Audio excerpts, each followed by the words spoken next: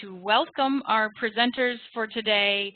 We have Saroj Goding, who comes to us as the Early Childhood Literacy Consultant and the Curriculum Developer for Supercharged Storytimes.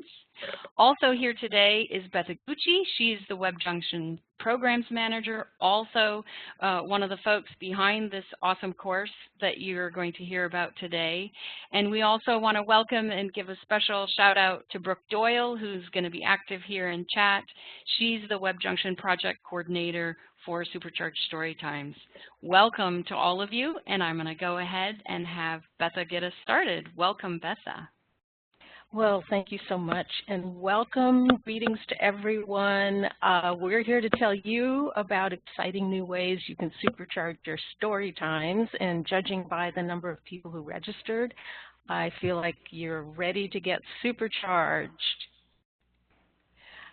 So we're going to go over first a little bit of background so you understand what we mean by supercharged story times, and then talk about specifically the self-paced course and what to expect from that.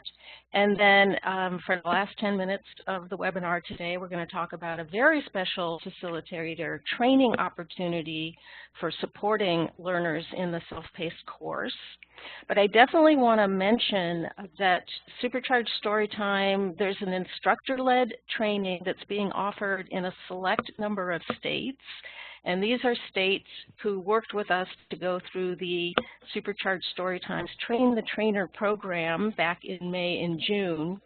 So if you are in Utah, Tennessee, New Jersey, Alaska, Minnesota, New York, or the Southeast Florida Library Information Network, you may be having the opportunity to have a special instructor-led training on this curriculum. And if you're there and want to know more, contact Brooke, and she'll put her email into chat, and you can find out more from Brooke about those opportunities. Storytimes have a strong connection to children's early learning and early literacy development. And libraries are in this unique position to reach children very early in their lives, literally almost from birth, and to connect with their parents and caregivers at the same time. So we know you already provide great story times that are changing the lives of children and families in your communities, and we hope that you can learn things here to supercharge your practice and take it to the next level. So before we dive into our main content, I'll want to find out a little bit about who's here in the room. So we're going to do what we call a whiteboard activity with annotation tools. So if you hover over, mouse over the presentation slide, that should cause the little row of round icon buttons to appear on the bottom of your screen. Okay. Actually, JP, you need to help me here. You should see that lozenge shape that's shown here to the left, on the left side of the screen, and that top squiggle will give you access to the annotation tools. And it looks like some of you are finding them. So you look for that open square, not the square with the color, but the open square, and the drop-down menu. Select a check mark, and you are totally welcome to start practicing and fill this little screen with checks so that we know that you are finding your check mark and ready to go for our activity. You're finding squares. You're very inventive. I love this. Okay, and at this point, I will ask you to restrain yourselves and hold your check marks until we move to the next slide where we're going to have the activity. Are you ready? Here we go. Okay, this is where I'm just really interested to know who is here today. So I would ask you to put a check mark next to the role that is your primary role. You may have more than one role. If you don't see your role listed, or if you're not able to access the check mark because of various technical barriers, you are welcome to enter in chat what your other roles might be. And you're also welcome to enter in chat anything you want to tell us and each other about yourselves and why you're here. And hopefully you will get very accustomed and comfortable with using chat because we welcome your questions throughout this webinar. Oh, so we have a graduate student. Okay, that's great. Outreach Liaison Librarian. There's some great titles out there in the library world, but it looks like we have a lot of people who are children's or youth services practitioners, which is great. Quite a few library directors. Oh, one lonely training coordinator. That's fascinating. Okay. And quite a few others, and quite a few head or lead of youth services. Okay, wonderful. Well, this is great. I'm always thrilled to know who's here.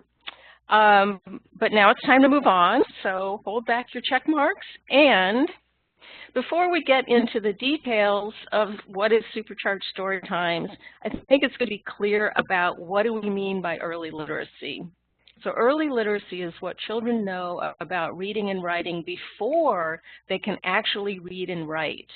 It encompasses all of a child's experiences with conversations, stories, both oral and written, with books, with print, starting from birth all the way up to the time they enter school.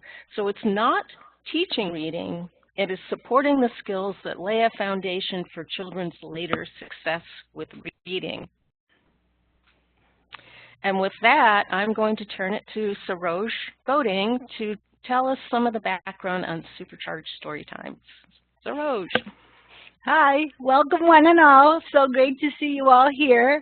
So what is a Supercharged Storytime and where did that term come from? So we're going, oops. Okay. It came from the Views 2 study, and that's the basis for Supercharged Storytimes. Researchers at the University of Washington Information Schools research project called Valuable Initiatives in Early Learning That Work Successfully, Views 2, conducted a 4-year study which was funded by the Institute of Museum and Library Studies.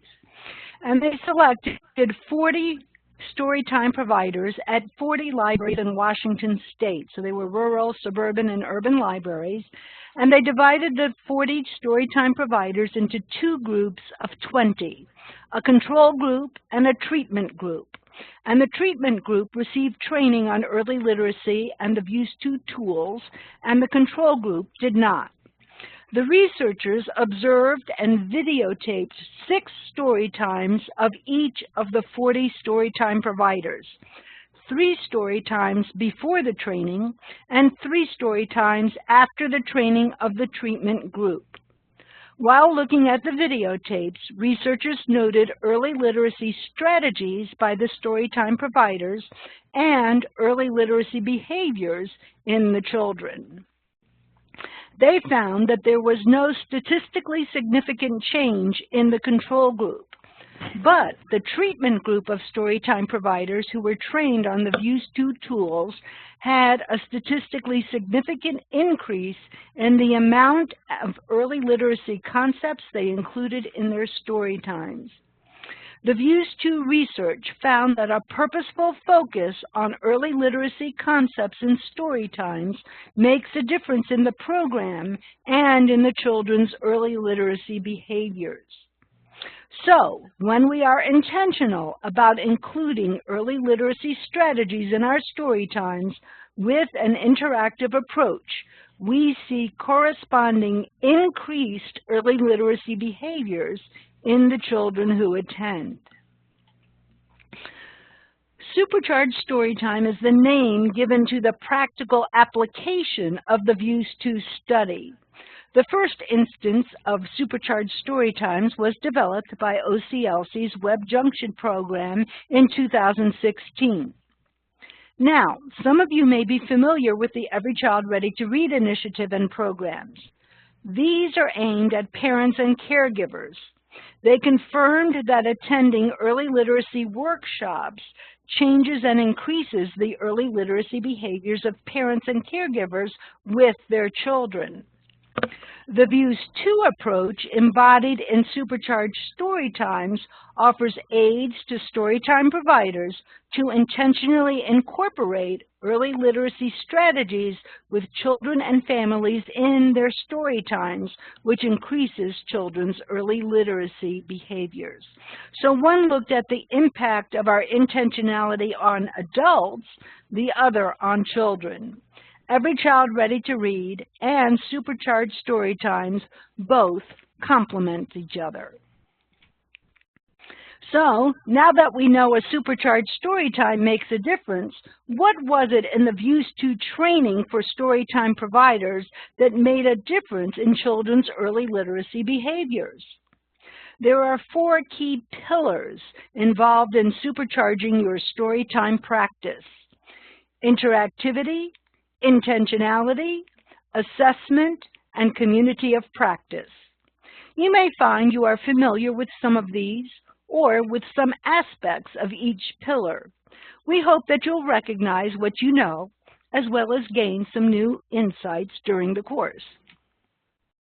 So interactivity looks at ways for participants, both children and their adults, to engage in storytime content in what you are sharing.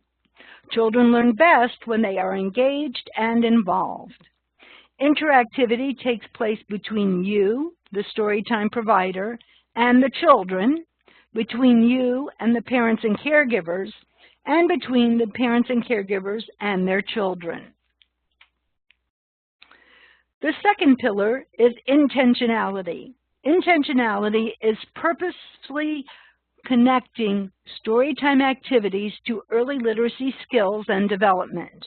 And there are 2 subcategories or spin-offs to intentionality: scaffolding and early literacy tips.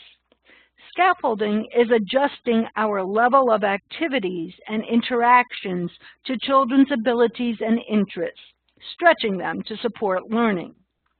Early literacy tips are a sentence or 2 directed to the adults to help them see how what we are doing supports children's learning. So when we have enough early literacy knowledge to be intentional, we are better able to scaffold our activities, and we also become more comfortable sharing early literacy tips with parents and caregivers. The third pillar is assessment. Assessment helps us take a fresh look at our story times to see what's going well, how we might improve them, and whether or not we're seeing the outcomes we planned for. Assessment can take a variety of forms, including self-reflection, sharing ideas with peers, and getting feedback from those who observe your story time. We also take note of what early literacy behaviors we may see in the children. So observing children's early literacy behaviors gives us an additional level of assessment, outcomes, and strengthens our ability to articulate the value of our programs and to advocate for our services. The Supercharged Storytime course will give you the tools to do all of these. Then the fourth pillar is community of practice. This is building a community of peers, which can be library staff, whether in your own library or elsewhere, or people coming from partner organizations, any opportunity that allows you to share ideas and get feedback to build a learning community.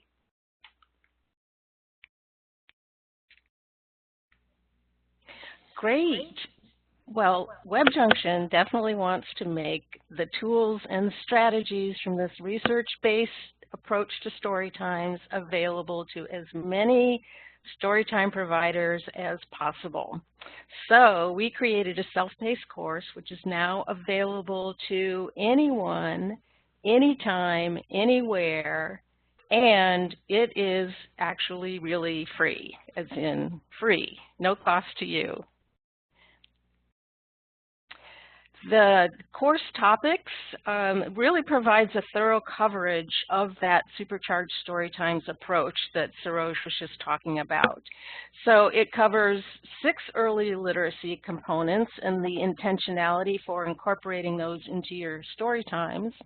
Really important, talking about how to engage with the parents and caregivers, because the library has that wonderful opportunity to have the parents and caregivers there with the children, and they can all learn these early literacy skills and behaviors at the same time.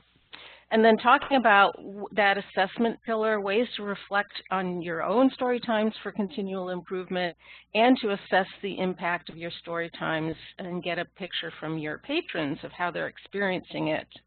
And then how to approach your library story times through an equity lens.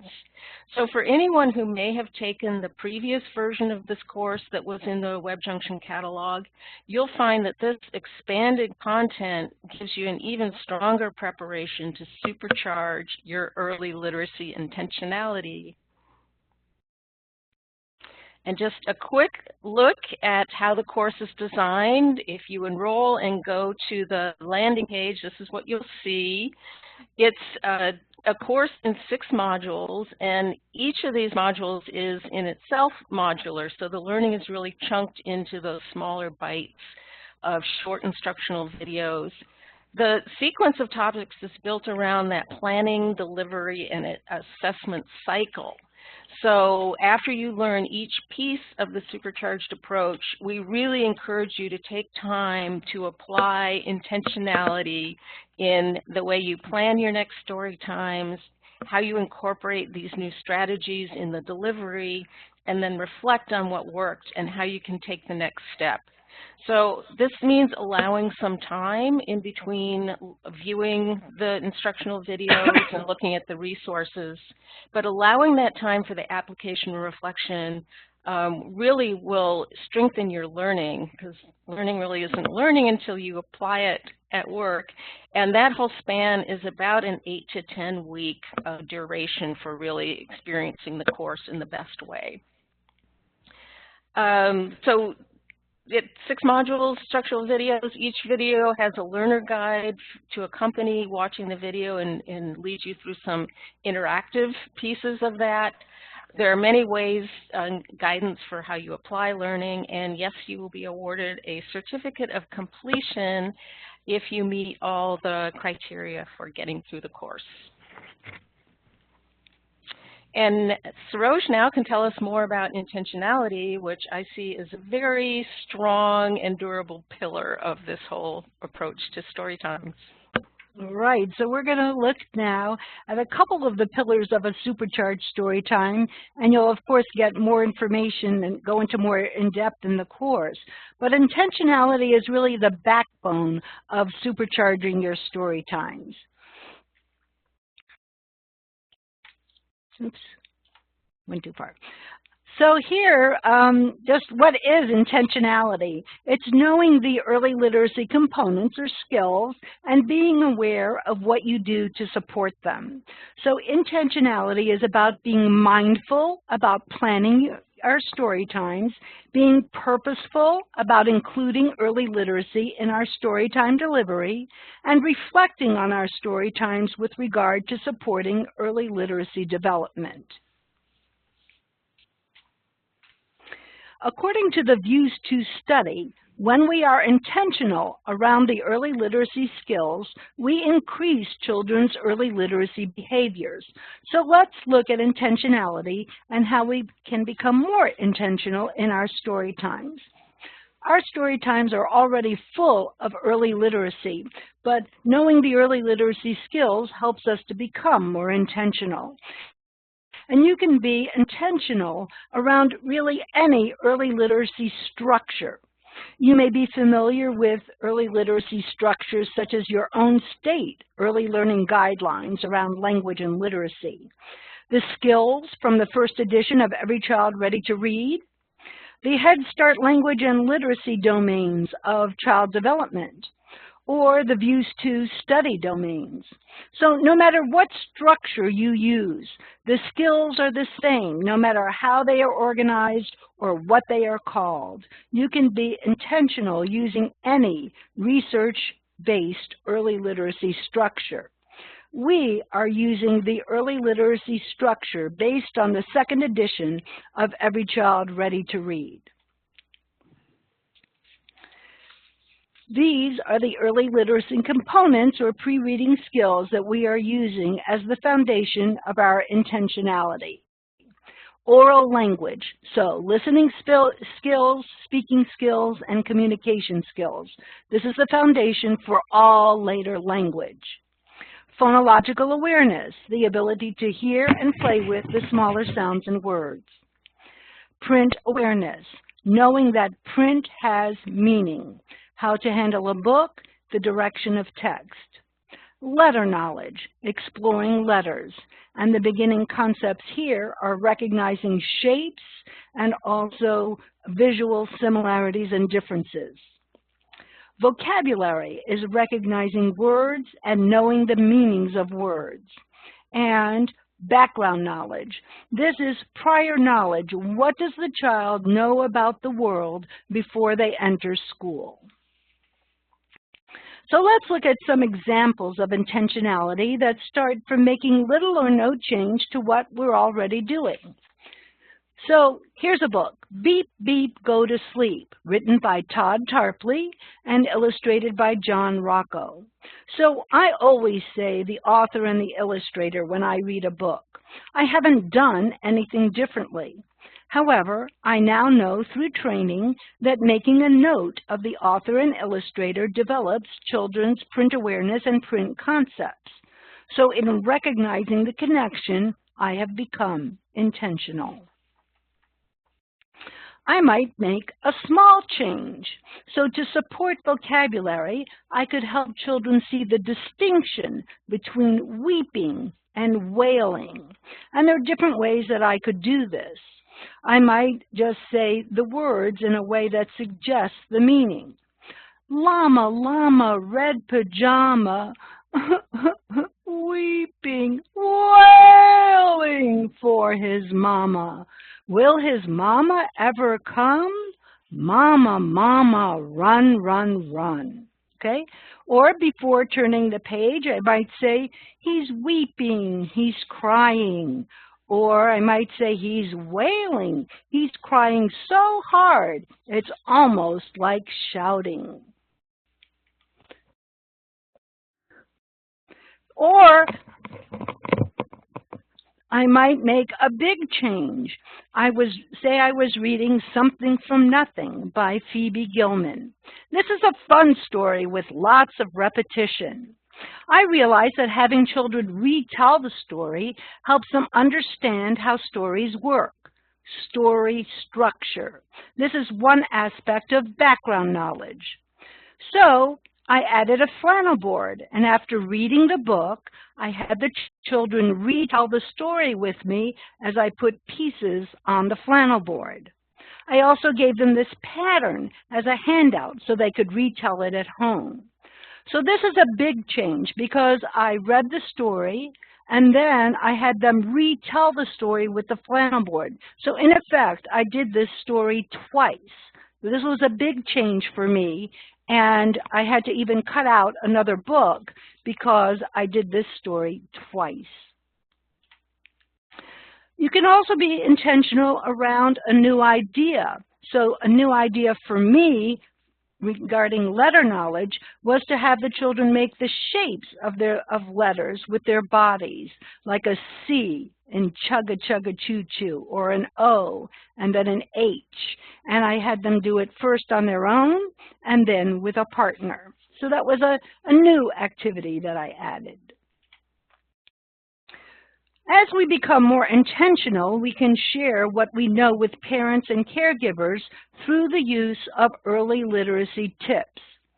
Story times are valuable in and of themselves, but to supercharge their value, we can help adults who are with the children every day to continue to support early literacy at home. The Views 2 study showed that our increased knowledge of early literacy increases children's early literacy behaviors. This does not mean we are turning story times into classes. You are still choosing the books you love, the books and activities you think children will like and respond to, and ones that work well in a group. It does mean we are better equipped to show how the enjoyable reading and language activities we do support early language and literacy development, making the storytime experience richer for all.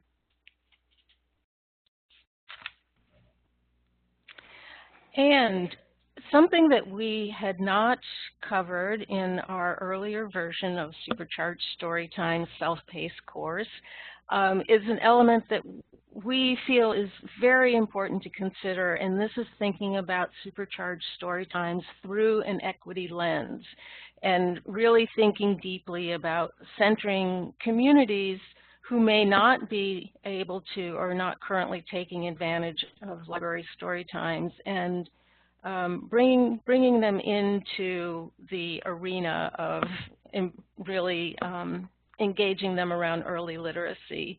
We had the pleasure, and you will see this in the self-paced course, of working with Sakithia Pugh, who's the Early Learning Program Manager at the Seattle Public Library. And I think the Seattle Public Library is really exhibiting thought leadership in this whole area of not just around Supercharged Storytimes, but really connecting with the community in ways that are around a real deep understanding. And that's all embodied in this piece of the course, and I feel like it's a really exciting expansion from our earlier course. So we know that there's a wealth of research, there's evidence everywhere about the impact of the disparities that exist in early learning and early literacy. So children from low-income families, children of color, are disproportionately impacted by limited or no access to early learning opportunities. Libraries, and I think I'm preaching to the choir here, but we know libraries are an important part of that early literacy landscape and are uniquely positioned to provide the quality experiences really beginning from birth when babies come in for baby lapsit story times. The key here is that it's really important to genuinely understand the communities you want to connect with. And this is a process that Sakithia leads our learners through in the course. And part of it is understanding that there are gaps in the ways libraries are connecting with certain communities, but those gaps are not seen as deficits. They are seen as opportunities to expand your library's reach and to build collaborative relationships. Very strong emphasis on building relationships here as really critical to that centering of the community. So this module starts by clarifying the distinction between equity, inclusion, and diversity. It's very likely that your library, many libraries, are already building inclusion and diversity. So the focus here is on leading for equity, which means really recognizing the individual and distinct needs of the community and designing your programs accordingly. And the course provides a series of tools, so you are kind of led through that process of really understanding of how to best engage with your community in that deep and sort of enduring way, and then how to pursue a pathway to equity through that community engagement to actually creating programming that's meaningful for everyone involved. And then a tool that's around a library checklist.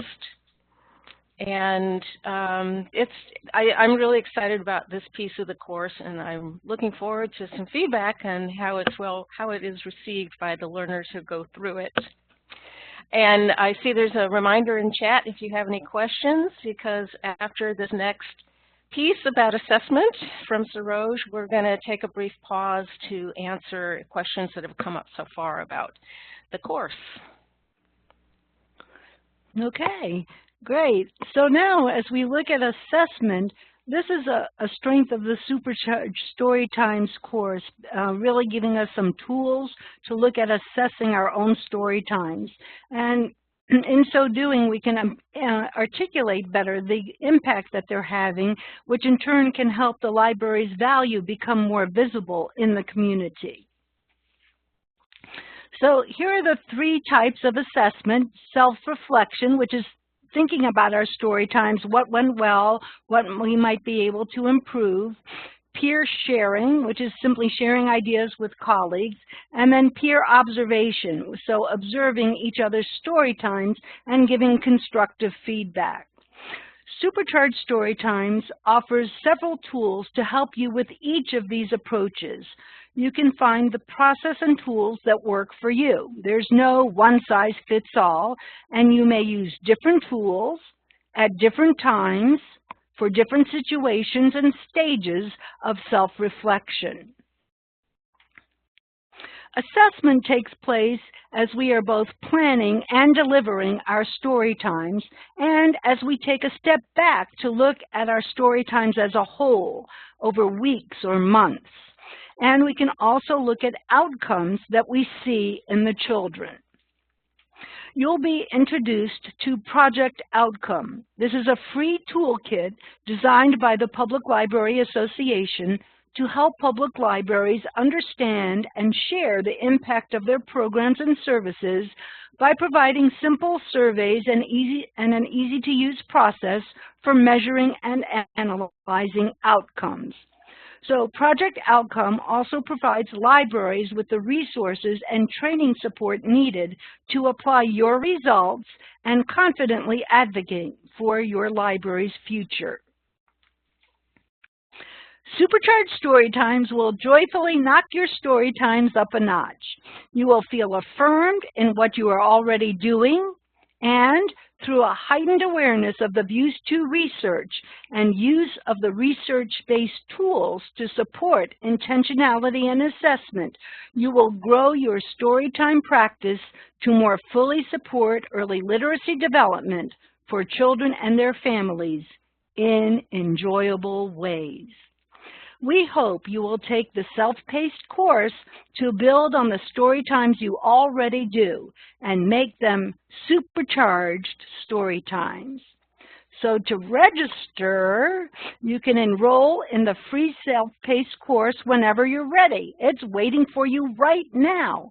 If you don't already have an account for the WebJunction course catalog, you will need to go to that first URL that was pushed out and is now in chat to create the one-time free account. Then go to the link for Supercharged Storytimes and enroll. So go for it.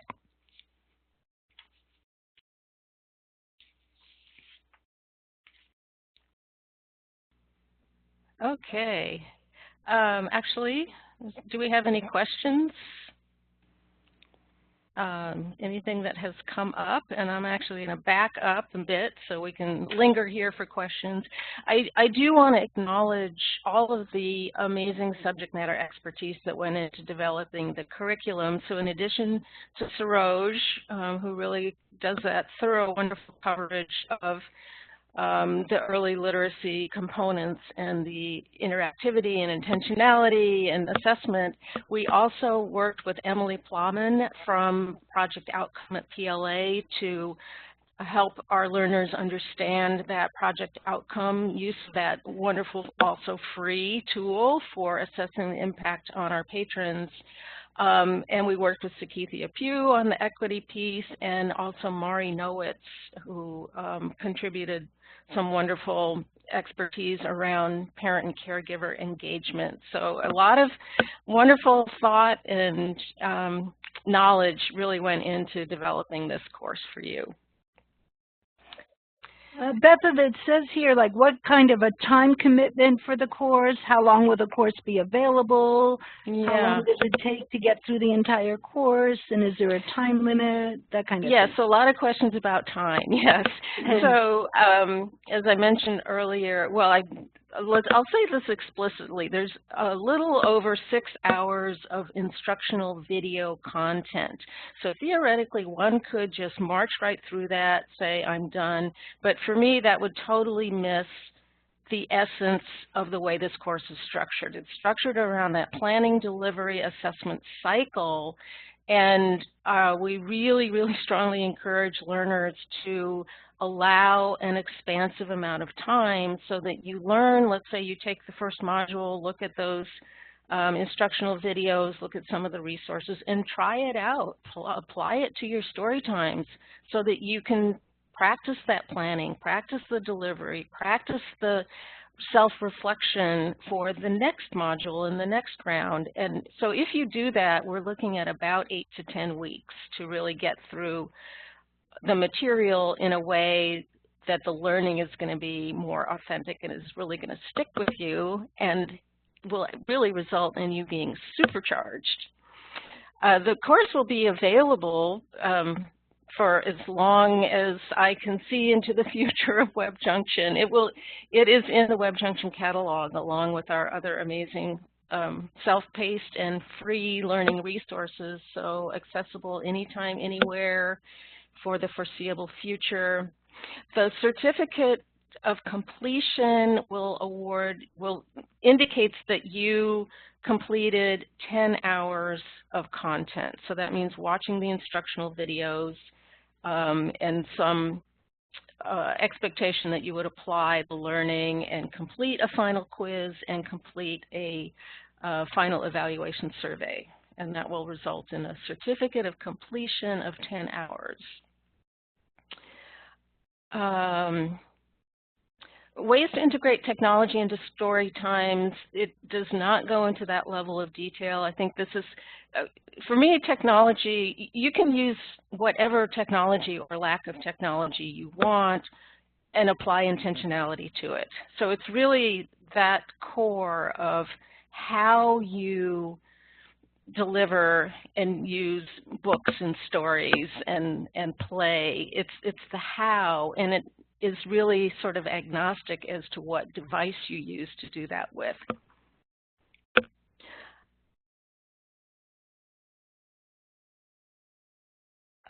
Interesting question about a challenge of embracing the change from storytelling as an entertainment to an educational model, and educational is kind of a scary word in the library world, especially around library story times. You don't want to feel like you're a teacher, and we've heard that many times from providers. And I would say this is not leaving the entertainment quality behind at all. It really, you can maintain the fun in the story times. You want it to be fun and engaging. If you're not having fun and the children and families are not having fun, then you're losing that essential quality. But once you've understood the learning from this course, it's very possible to augment that early literacy skill development with this intentional set of strategies. So you don't lose the entertainment, you just augment it. And I don't know, Saroj, do you want to say something to that? I think that's a really important point. I think that if you've lost the enjoyment, you've missed the whole point. You know, that our story times are sharing that enjoyment of storytelling, of sharing books, of other language activities.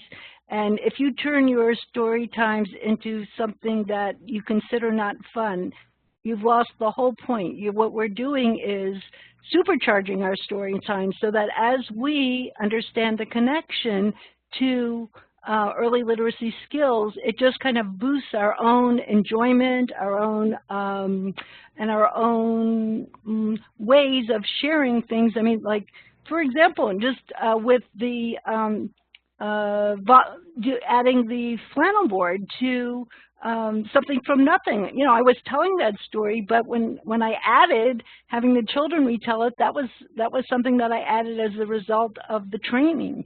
So, you know, and they had a great time. So I don't think that it takes away anything. And that's really one of the wonderful things about the public library, is that we are informal. We are a bastion for informal learning. That's what we're about, lifelong learning. So lifelong learning can be fun. We start from wherever the people are at.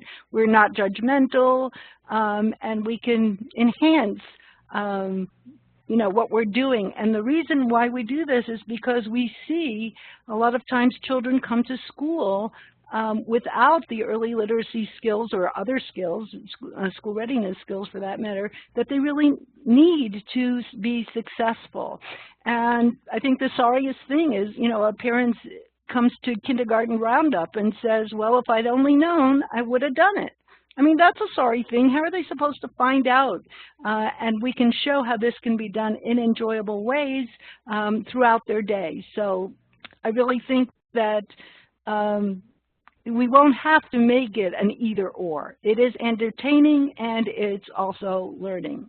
Exactly. It's not an either-or. So the quick question, does the course break down the content for different age groups? Yes, it does. It divides into birth to 18 months, 18 to 36, 36 to 60 months, because, yes, how you approach each of those age groups. And it's really built around this amazing tool that Saroj helped us develop, or Saroj did develop, called the Early Literacy Planning Tool.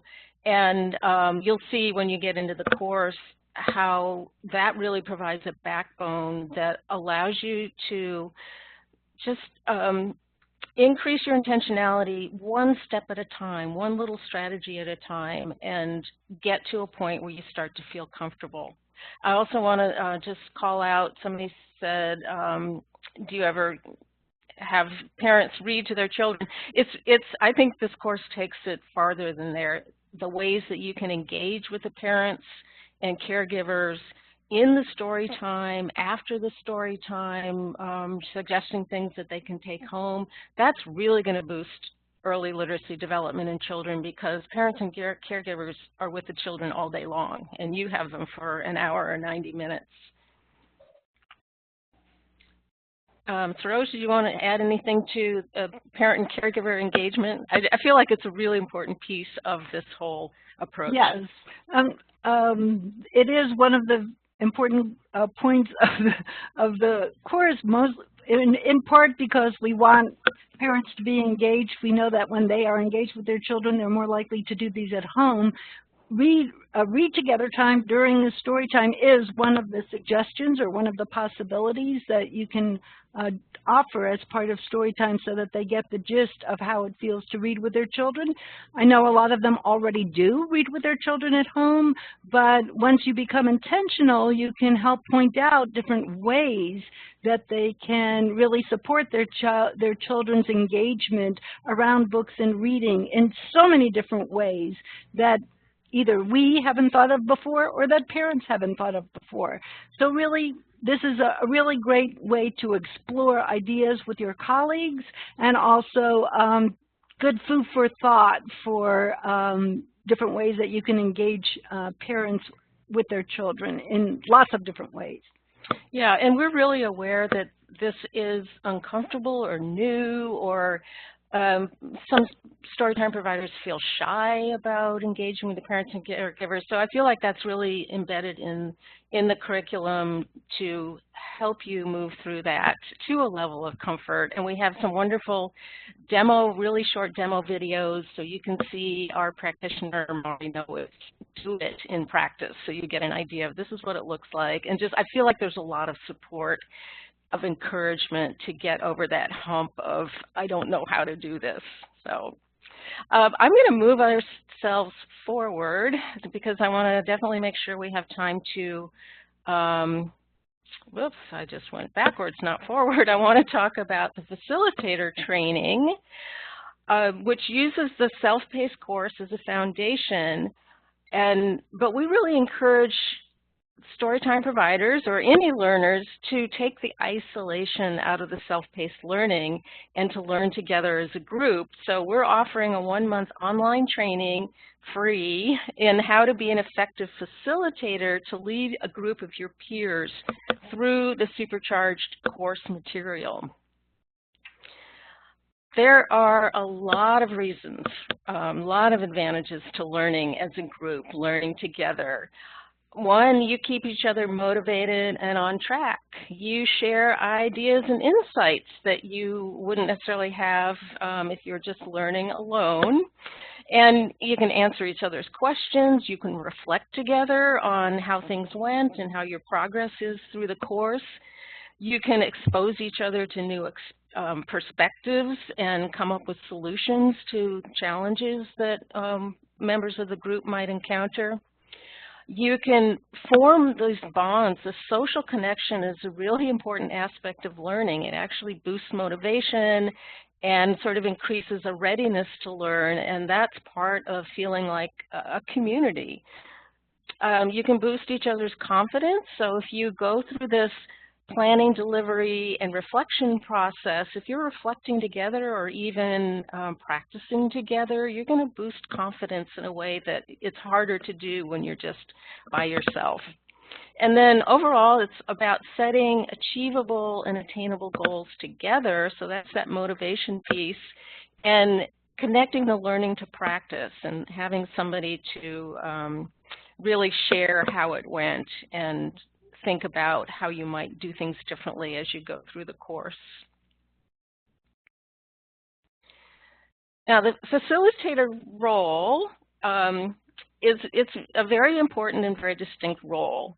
So this idea of learning together in a learning group, it's going to be most effective when you have someone who assumes leadership for guiding the group through the course, sort of sets the structure and the pace of how you're going to experience the course material together in a coordinated way.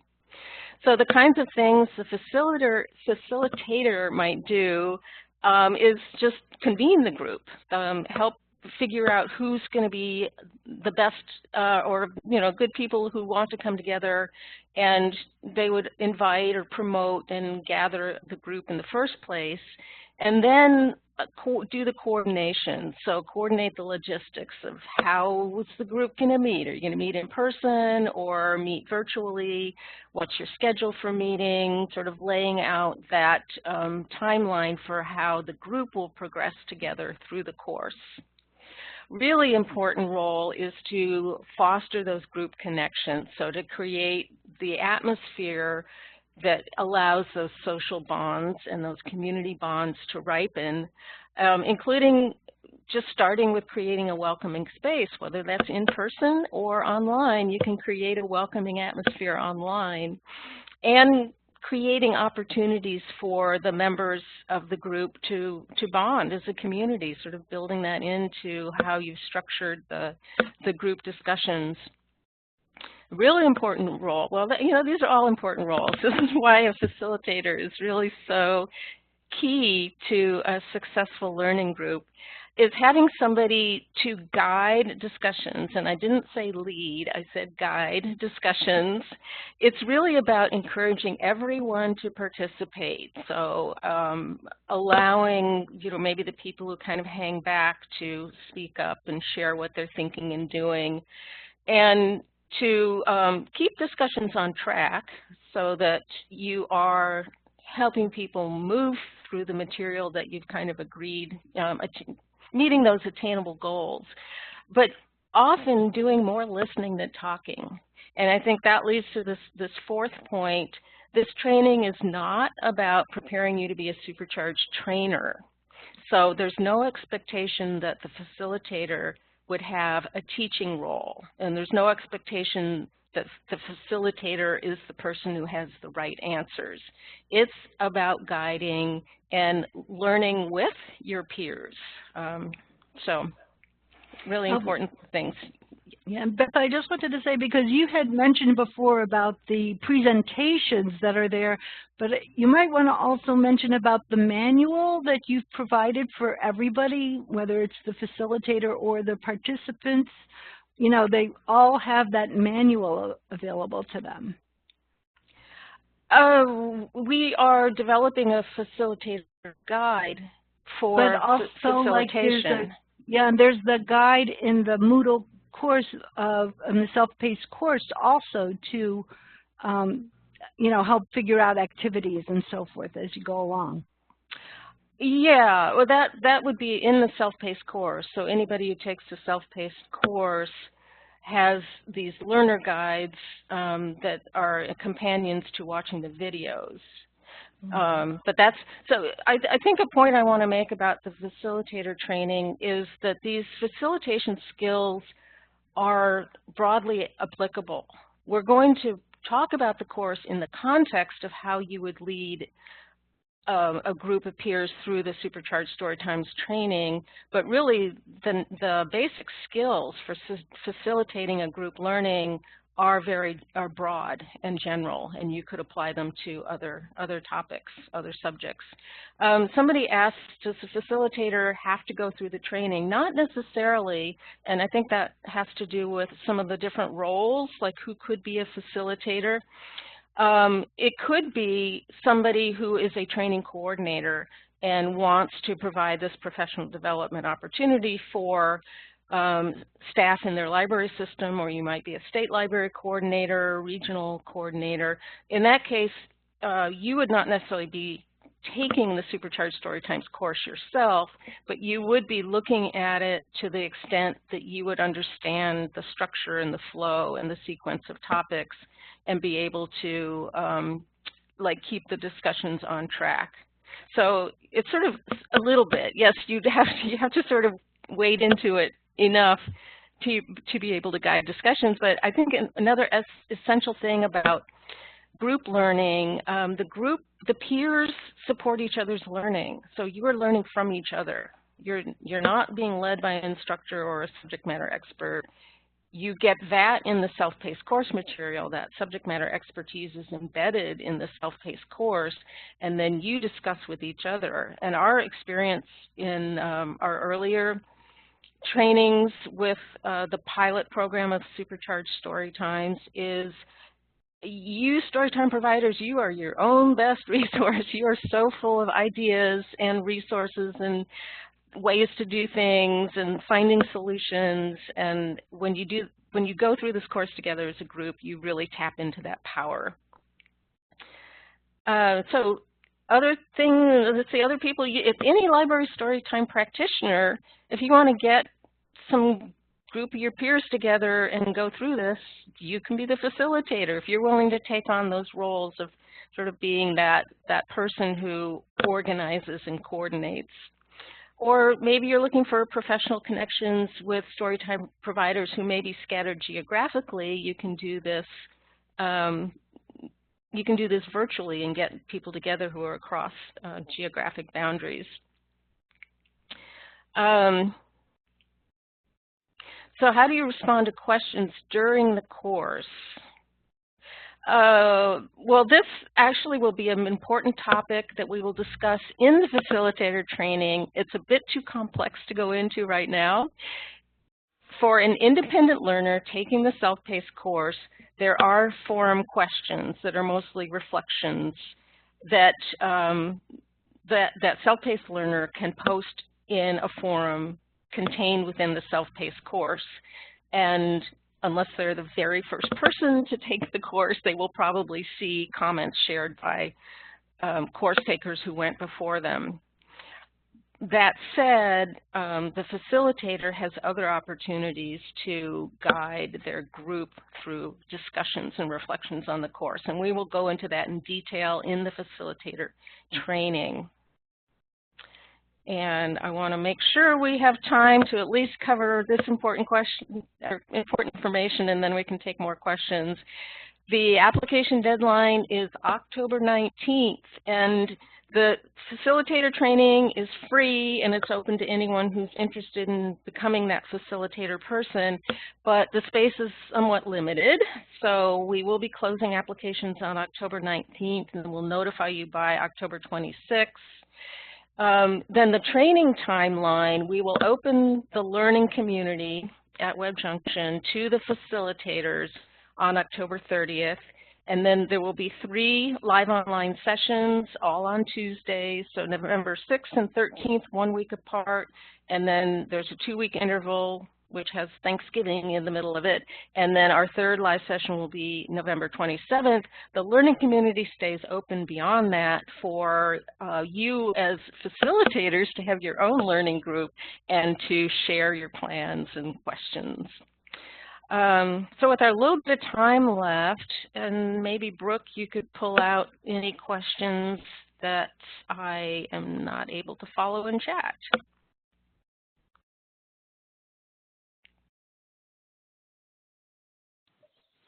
I think we've covered most of them. Either you've addressed them or I've addressed things in chat, but everyone feel free to question away in chat and we'll see what we can get to. Or I can also email you afterwards if you need it.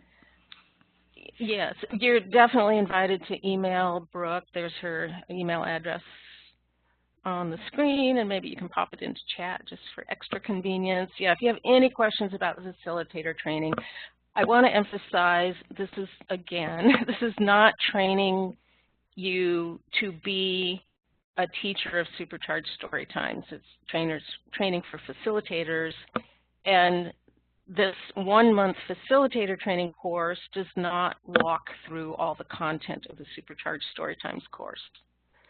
So it's really focused on those sets of facilitator skills so that you can masterfully guide a group of your peers or Storytime providers in your system through their own experience of the self-paced course. The timing is 11 Pacific time, so that would be 2 p.m. Eastern time. Sessions will be recorded. And Brooke, if you could push out that link again for where to apply to facilitator training. The link will take you to, oh, she's pushing the link directly to the SurveyMonkey, so you can go right there and put in your application. And becoming a trainer, yes, is part of your own time. I mean, hopefully this is something that's important to your system or your library or you as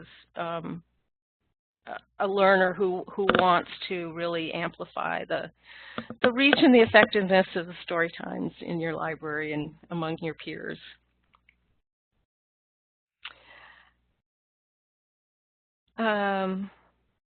So Mary is asking about you're a director. You are welcome to sign up for the facilitator training and go to that link. We really, as I went through the number of roles available, we really do welcome a variety of people, and it's going to be a very interesting cohort as we move through that. So here we are. We're running up against the hour. Questions, we just ran through that. And definitely email Brooke with any specific questions that weren't answered here. And I will turn it back to JP. Yeah, there was one question that came through about, so each facilitator would put together his or her own group. Correct. You, as part of the facilitator training, we'll talk about how you might select those folks as co-learners to participate in your group. So, yeah. Exactly. Great. Well, thank you all. I can't wait to see you either in the self-paced course or in the facilitator training. Thank you.